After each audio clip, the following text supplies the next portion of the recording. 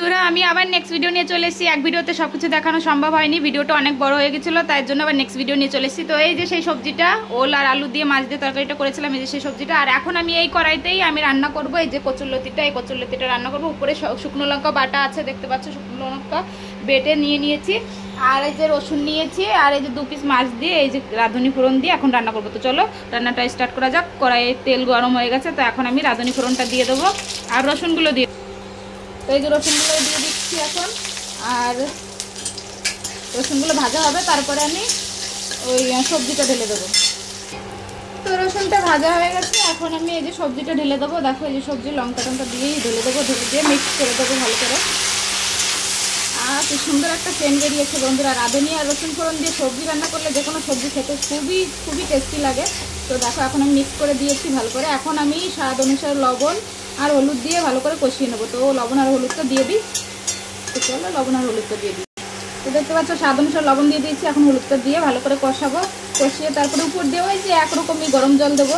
গরম জল দিয়ে তারপরে মাছ দিয়ে ঢাকা দেবো। তো চলো আগে আরও দেখতে পাবে কীভাবে রান্না করছি আমি।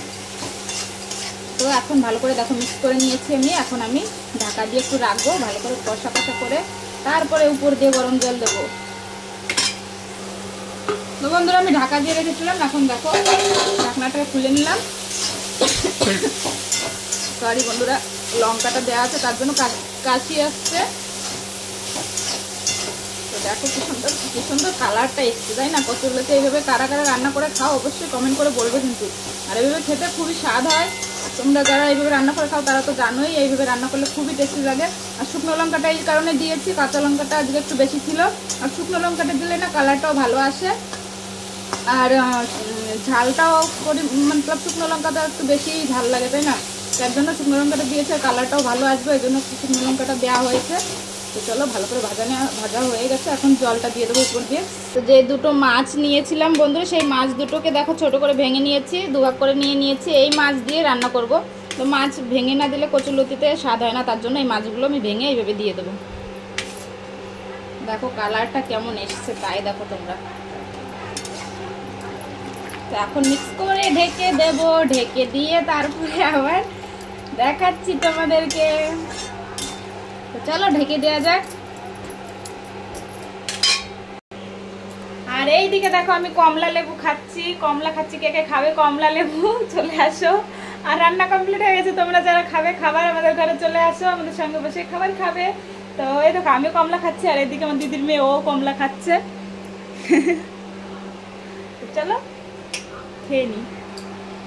তো বন্ধুরা চলো ঢাকনাটা খুলে দেখাই তোমাদেরকে রান্নাটা কত দূর হয়েছে।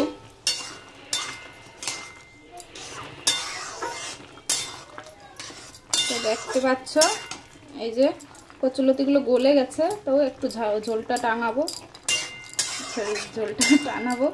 একটু শুকিয়ে আসবে, তারপরে নামাবো। তো সেতক্ষণ ঢাকাই থাক, আর একটু গলুক, একটু গলতে বাকি আছে। তো একটু ঢাকা দিয়ে আর একটু রাখবো, তারপরে নামাবো। তো চলো মেয়ে যাবে টিউশন, ওকে ভাতটা দিয়ে দিও, ভাত খেয়ে নিক।